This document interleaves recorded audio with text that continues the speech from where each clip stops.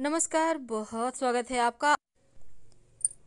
जब जीवन में धन की मुश्किल परेशान करे, तब हम माँ लक्ष्मी की शरण में आते हैं, देवगुरु बृहस्पति की शरण में आते हैं, क्योंकि वो गुरु ही तो हैं जो धन देते हैं, ज्ञान देते हैं, सुख देते हैं, आपका करियर रोजगार में बढ़ोतरी करते हैं, संतान देते हैं। तो जब गुरु के शरण में आते हैं तो तमाम चीज़ें बेहतर होने लगती है। गुरुवार का दिन देवगुरु बृहस्पति का दिन है और इस दिन श्री हरि को विशेष तरीके से अगर मनाया जाए, कुछ प्रयोग किए जाएं, कुछ नियम का पालन किया जाए तो मान्यता है कि श्री हरि की कृपा पाना आसान हो जाता है। जब आप गुरुवार के दिन पूजा अर्चना करते हैं तो कुछ बातों का विशेष ध्यान रखिए। जैसे कि गुरुवार के दिन आप झाड़ू तो लगवा सकते हैं पर पोछा नहीं लगवाना चाहिए। और उसके पीछे धार्मिक कारण ये है कि जीव हत्या ना हो। पोछा लगाने से और झाड़ू लगाने से क्या होता है ना, आप कीड़े मकोड़े के आपने बाहर कर हटा दिया, लेकिन पोछे में क्या होता है, पानी के सहारे वो चिपकेगा, फिर वो बेकार मर जाएगा।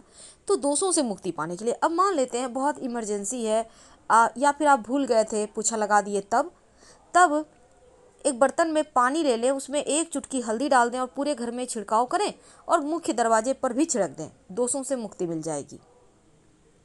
अब अपने घर के मुख्य दरवाजे को आम के पत्तों के बंधनवार से या अशोक के पत्तों के बंधनवार से सजाइए।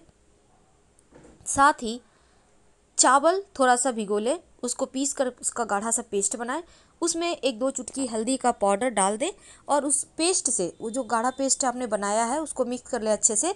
इसी से स्वस्तिक का निशान घर के मुख्य दरवाजे के बाहर की तरफ से बना दें और दोनों तरफ 2 खड़ी रेखाएं अवश्य डालिएगा। खड़ी रेखाएं मतलब लक्ष्मी को बांधती है ये रेखा। इसके बाद जब आप पूरे घर की सफाई करवा लें, तब सफाई करवाने के बाद आपको पानी का छिड़काव करना है और एक छोटा सा प्रयोग करें। एक बर्तन में अपने घर से जैसे आप बाहर निकलिएगा तो आपका जो दाहिना हाथ साइड जगह, दाहिने साइड याद रखिए, घर के अंदर ही ये प्रयोग करना है, लेकिन घर से बाहर निकलने की तरफ जो दाहिना हाथ साइड होगा, उस साइड एक बर्तन में पानी रखें। संभव हो तो कुछ फूलों की पंखुड़ी रख दें और इस पानी को अगले दिन उठाकर किसी पौधे में डाल दीजिएगा। एक तो ये माँ लक्ष्मी का आगमन का सूचक भी है और ये बस ये समझ लें कि प्रसन्नता भरा वातावरण भी देगा और सुरक्षा कवच बनाता है। देवगुरु बृहस्पति का दिन है तो आप केला जरूर अर्पित करते होंगे। पीले पुष्प की माला उन्हें अर्पित कर सकते हैं।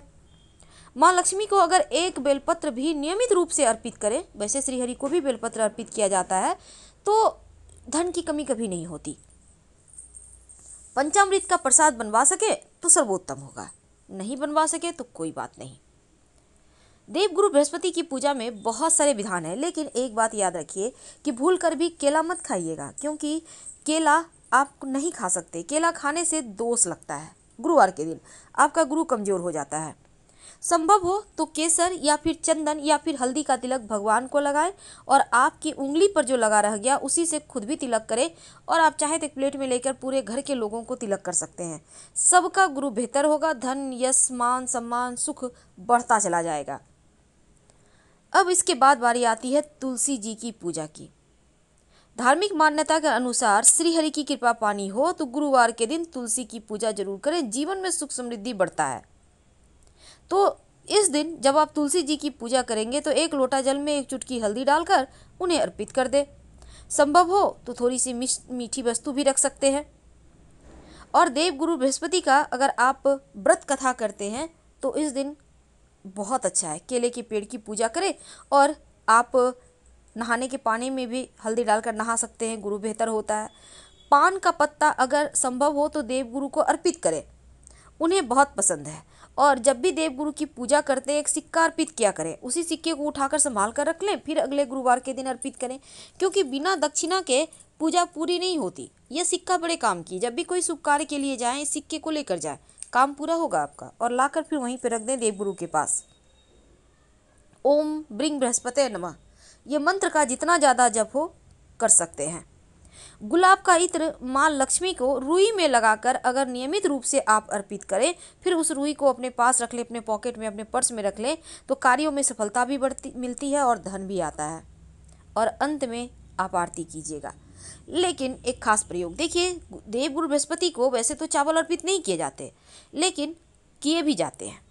आप उसमें हल्दी मिक्स करके देवगुरु को अर्पित करें। प्लेन चावल, सादा चावल मत अर्पित कीजिएगा, दोष लगता है। या आप चाहे तो थोड़ा सा कुमकुम मिक्स करके भी कर सकते हैं।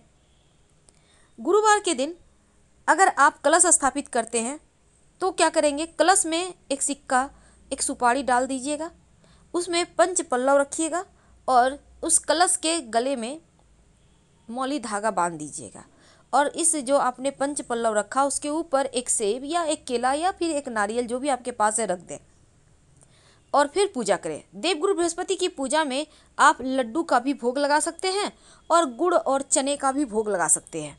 वैसे गुड़ चने का भोग आप केले के वृक्ष में भी अर्पित कर सकते हैं। गुरु संबंधी हर दोष समाप्त हो जाता है। और जब धन की मुश्किलें जीवन में ज़्यादा परेशान करे तब एक छोटा सा प्रयोग कीजिएगा। देखिए, एक बात हमेशा ही याद रखिए, देवगुरु बृहस्पति का दिन है गुरुवार, तो कुछ ऐसी चीज़ें हैं जो भूलकर भी ग्रहण नहीं करना चाहिए। और उन चीज़ों में जैसे कि बैंगन है, लहसुन प्याज है, केला है, मसूर की दाल है, तो ये सभी चीज़ें मत खाइए। वैसे तो गुरुवार के दिन खिचड़ी भी नहीं खानी चाहिए, यानी कि चावल दाल तो खा सकते हैं पर खिचड़ी नहीं खाना है। तो छोटी छोटी चीज़ों की अगर आप ध्यान देते हैं तो देवगुरु बृहस्पति आपका मजबूत हो जाता है। अब आपके घर में कोई लड़की है, विवाह नहीं हो पा रहा, मुश्किलें हैं, तब उनको एक गुरुवार के दिन नहाने के पानी में एक चुटकी हल्दी डालकर उनसे कहें कि वो नहाएं और ओम ब्रिंग बृहस्पति नमः का जितना ज़्यादा हो जप करें। वैसे इस मंत्र का जप अपने वैवाहिक जीवन की मुश्किलों को समाप्त करने के लिए भी किया जा सकता है। देवगुरु बृहस्पति का दिन भले ही है देवगुरु बृहस्पतिवार, लेकिन इस दिन माँ लक्ष्मी की भी पूजा कीजिएगा। अकेले अकेले दोनों की पूजा ना करें वरना पूरा फल नहीं मिलेगा। बहुत लोग सिर्फ देवगुरु बृहस्पतिवार का कथा करते हैं, बृहस्पति देव का कथा करके उनकी पूजा कर लेते हैं, लक्ष्मी जी को भूल जाते हैं। ऐसा मत कीजिए, क्योंकि दोनों एक दूसरे के बिना अधूरे हैं। और अगर जीवन में ज़्यादा धन की मुश्किल हो तो पीपल के पेड़ में एक लोटा जल अर्पित कर दें और भगवान से, माँ लक्ष्मी से प्रार्थना करें कि आप हमारे साथ घर चलिए हमारे। और जब जल अर्पित करने जाइएगा तो लोटे में मीठी वस्तु भी डाल दीजिएगा जल में। ये तो थी सिंपल प्रयोग जो आप कर सकते हैं। और अगर विवाह में मुश्किलें आ रही है तो आप 11 गुरुवार का व्रत रख सकते हैं। गुरुवार के दिन पीले वस्त्र पहने, पीली चीज़ों का सेवन करें, लेकिन केला ना खाएं, नाशपाती भी मत खाइएगा। वैसे अगर आप केला दान करते हैं तो अच्छा होता है, क्योंकि गुरुवार के दिन केला दान करने से बृहस्पति अगर दूषित है, दोष है, तो वो समाप्त हो जाते हैं। महा उपाय ये है कि अगर नौकरी व्यापार में बाधाएं हैं, आपका कुंडली में गुरु कमजोर है, तब देवगुरु बृहस्पति के मंदिर में केसर और चने की दाल का दान करना चाहिए। केसर चूँकि बहुत महंगा है, हर कोई नहीं कर सकता, कोई बात नहीं, आप चने की दाल थोड़ा सा 100-125 ग्राम ही ले लें, हल्दी 50 ग्राम ही ले लें, आप कुछ भी कोई एक चीज़ दान कर दें और नियमित रूप से अपने माथे पर केसर का, हल्दी का तिलक लगाएं। वैसे हल्दी डालकर ही पानी में नहाया करें, ये सर्वाधिक अच्छा है। और जब भगवान सूर्य को जल अर्पित करेंगे तो एक चुटकी हल्दी डालकर ही अर्पित कीजिएगा। हर तरह की मुश्किलें समाप्त होती है, संतान, धन, यश, मान, सम्मान, सुख, ऐश्वर्य सब बढ़ता है। तो ये प्रयोग हैं गुरुवार के दिन करने के, जो आपके जीवन की सफलता के मार्ग खोलते हैं। बहुत सिंपल है। तो भगवान सत्यनारायण की कथा भी बृहस्पतिवार के दिन करवाया जाता है। अगर आप चाहते हैं करवाना, बहुत शुभ माना जाता है। तो पूर्णिमा तिथि, एकादशी तिथि और गुरुवार के दिन सत्यनारायण भगवान की कथा होती है। और गुरुवार के दिन भूल कर भी किसी को उधार मत दीजिएगा और ना ही किसी से लीजिएगा, नहीं तो आपका गुरु कमजोर हो जाएगा, आर्थिक तंगी आएगी। देवगुरु बृहस्पति का जो आपके घर में तस्वीर है, उनके माथे पर मोर पंख जरूर सजा दीजिएगा। मोर पंख सजा देने से जीवन में किसी तरह का भय नहीं रहता, धन, यश, मान, सम्मान, सुख बढ़ता चला जाता है। और नियमित रूप से अगर देवगुरु बृहस्पति को आप श्रीहरि का, अगर आपके घर में भगवान श्री कृष्ण है तो तुलसी की मंजरी या फिर 2 तुलसी का पत्ता अर्पित करें। भगवान श्रीहरि के सामने एक दीपक जरूर जलाइए, उनका आशीर्वाद मिलता रहेगा। तो छोटे छोटे प्रयोग हैं जो जीवन की मुश्किलों को दूर करता है। लेकिन महिलाएं भूल कर भी गुरुवार के दिन बाल नहीं धोएंगी।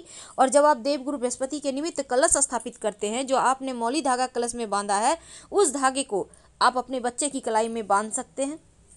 आप खुद भी धारण कर सकते हैं। ये सुरक्षा कवच है। 1 महीने के बाद चेंज कीजिएगा, पुराना वाला मिट्टी में दबा दीजिएगा।